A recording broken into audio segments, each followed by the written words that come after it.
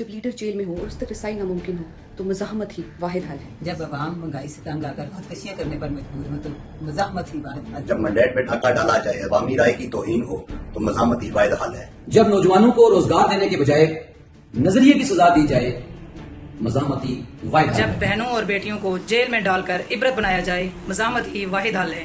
جب عوام کو صحت، انصاف کارڈ، روزگار، بنیادی سہولیات سے محروم کر کے حکمران بیرون ملک علاج کروائیں گے، مزاحمت ہی واحد حل ہے. جب صرف ایک لیڈر کی آواز دبانے کے لیے پورا نظام ہی بدل دیا جائے تو مزاحمت ہی واحد حل جب ہے. عدالتیں انصاف نہ دے سکیں اور آئین بے بس نظر آئے مزاحمت واحد حل ہے. جب بجلی کے بل تنخواہ سے زیادہ ہوں، عام عوام پنکھے اور روشنی کو ترسے تو اس کا واحد حل مزاحمت ہی ہے.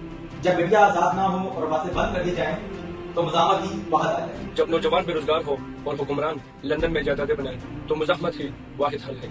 جب تعلیم کاروبار بن جائے اور علم صرف اشرفیہ کی میراث سمجھا جائے تو مزاحمت ہی واحد حل ہے.